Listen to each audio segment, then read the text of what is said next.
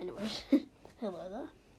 Today we'll do the Newcastle Knights 2021 season review. I know the 2022 draw has just been released, but we're still doing the 2021 draw. Anyways, first off, against the Canterbury Bankstown Bulldogs in Newcastle. We play the Roosters first in 2022.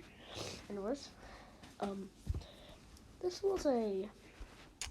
It was a Newcastle. The second half, I think, was a little bit better than their first half.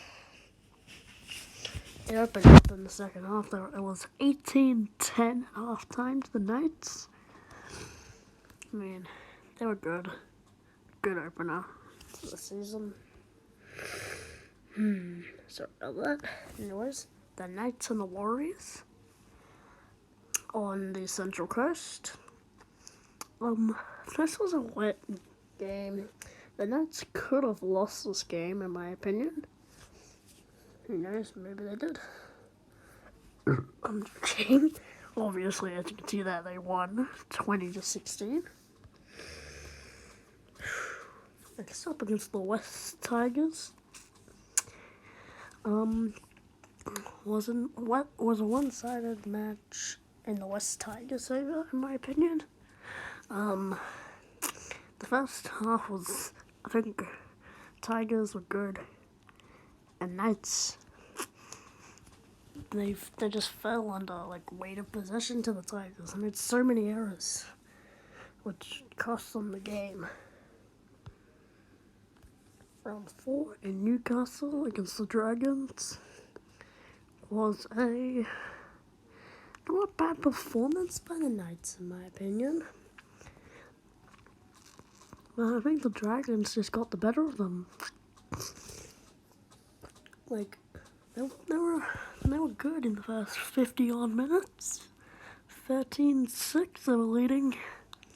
But the Dragons ran away with it late in the second half.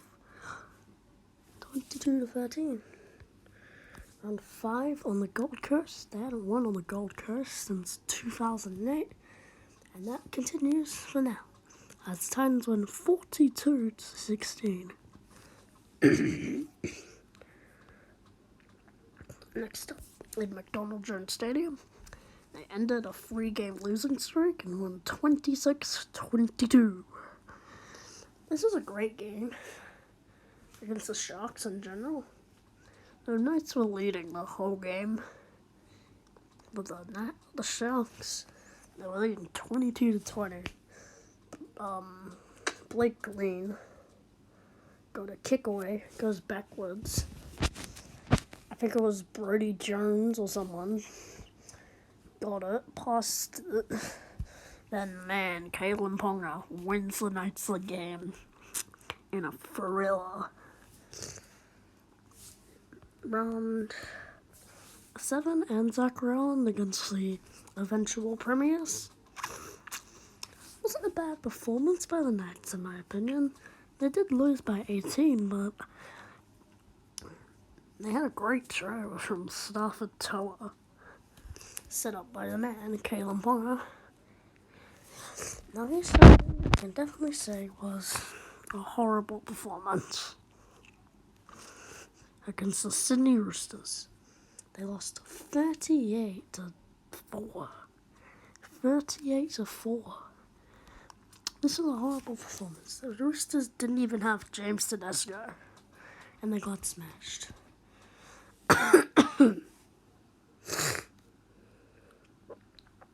Next up, against the Canberra Raiders and Wagga Wagga, it was 16-0 at halftime. You want to see this? Wait. Look at that. 16-0. Kept a nil in the second half. I think they scored off a short kickoff. Anyways, Magic Round against the West Tigers. In a one-sided match in the West Tigers' favour. Knights, they aren't looking good at this point in the season, are they?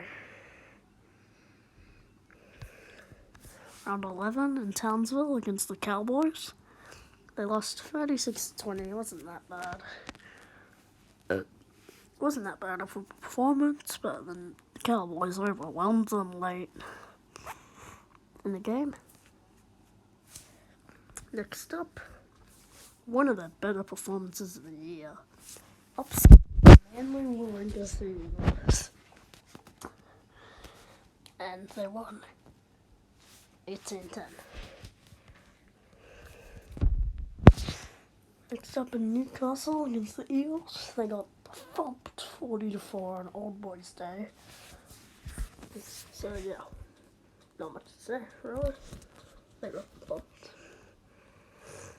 Next up against the South Sydney Rabbitohs, the runners-up at Stadium Australia.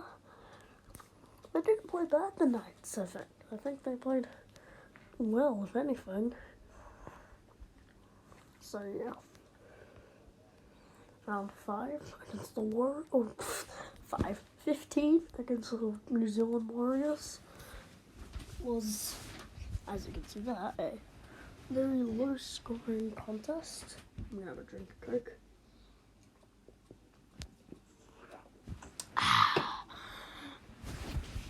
Alright, low scoring contest. Warriors are up most of the game. I think it was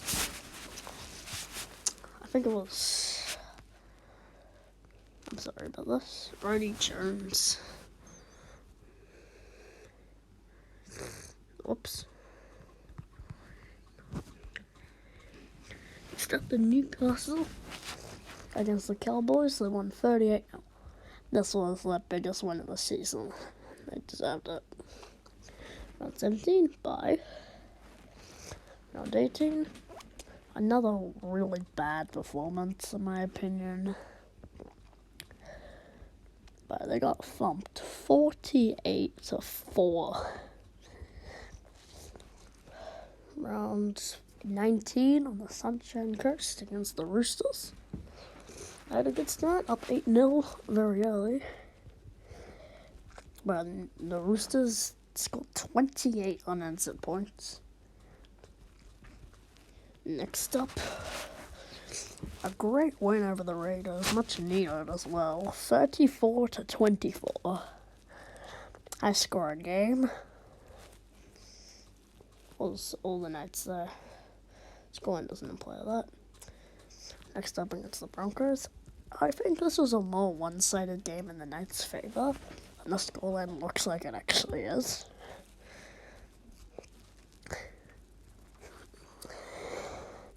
Newcastle won 28-20.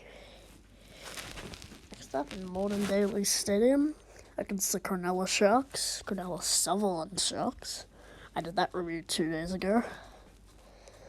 Obviously I have to do it on the website now. But the Knights coming up with another win. Very important win for finals and all that. Round 23 on the Gold Coast against the Canterbury Bankstown Bulldogs. The Bulldogs gave them a hell of a run for their money there. But they won 22-16. Next up on the Sunshine Coast against the Gold Coast Titans was a great game, 15-14. Knights are good. And there's 1 point win, and that secured finals. They lost to the Broncos 35-22, but they were missing a lot of their stars and still scored 22 points. So I think the scoreline doesn't imply how the game went there.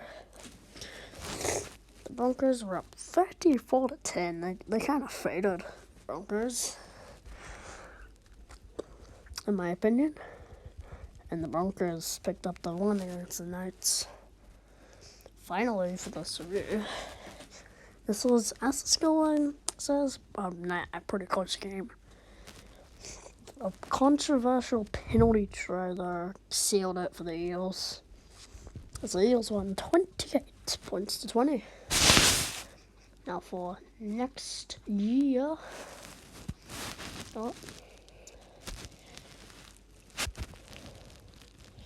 But next year, there's one thing. Knights get Adam Clune and Dane Gagai and want to sign Luke Brooks. As you can see there, Crossland has resigned. Randall has resigned. So the Knights, I think, actually will have a pretty bad season next year. I'd like to see how they go against the Roosters at the SCG in round 1. Wonder how the Roosters will smash them, or they'll put up a fight against the Roosters. Anyways, that is it for this amazing channel's review of the Newcastle Knights season review. And I will see you guys